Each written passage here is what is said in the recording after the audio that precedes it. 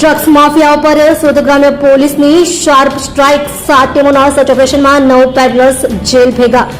યુવાધનને બરબાદ કરતા નશાના કારોબાર સામે સુરત ગ્રામ્ય પોલીસ સંપૂર્ણપણે એક્શન મોડમાં આવી ગઈ છે. જિલ્લામાં ડ્રગ્સના દૂષણને જડમૂળથી નાબૂદ કરવા માટે સુરત ગ્રામ્ય પોલીસ દ્વારા એક ખાસ મેગા ઓપરેશન હાથ ધરવામાં આવ્યું છે. ઝીરો ટોલરન્સની નીતિ સાથે પોલીસે ડ્રગ્સ નેટવર્કની કમર તોડવા માટે એક સાથે અનેક વિસ્તારોમાં દરોડા પાડીને મોટી સફળતા મેળવી છે.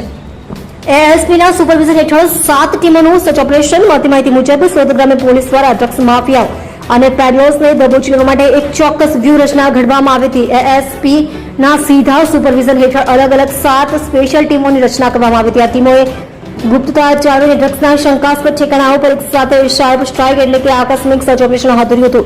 પોલીસની આક્રમક કાર્યવાહીથી ડ્રગ્સના કાળા કારોબાર સાથે જોડાયેલા તત્વોમાં ફફડાટ વ્યાપી ગયો છે. 9 ડ્રગ્સ પેડલર્સ ઝડપાયા. એનડીપીએસ એક્ટ હેઠળ 7 ગુનો દાખલ. પોલીસની આ કડક ઝુંબેશ દરમિયાન નશાની હેરાફેરી અને વેચાણ સાથે સંકળાયેલા 9 જેટલા ડ્રગ્સ પેડલર્સની ધરપકડ કરવામાં આવી છે. આ તમામ આરોપીઓ વિરુદ્ધ એનડીપીએસ એક્ટ હેઠળ અલગ અલગ 7 જેટલા ગુનાઓ દાખલ કરીને કાયદેસરની કાર્યવાહી હાથ ધરવામાં આવી છે.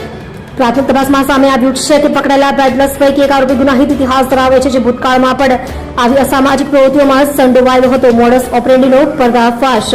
પોલીસ પૂછપરછમાં ડ્રગ્સ વેચનારાઓની ચોંકાવનારી મોડસ ઓપરેન્ડી સામે આવે છે. પેડલર્સ ડ્રગ્સ કન્ઝ્યુમ કરનારાનો સીધો સંપર્ક થતા અને પકડાઈ ન જવાય તે માટે પ્રતિબંધિત માદક પદાર્થોના નાના મોટા પેકેટ બનાવીને ગ્રાહકો સુધી હોમ ડિલિવરી આપતા હતા. પોલીસે આ આખી ચેઇનનો પર્દાફાશ કર્યો છે. ઝીરો ટોલરન્સ સાથે ઝુંબેશ ચાલુ રહેશે.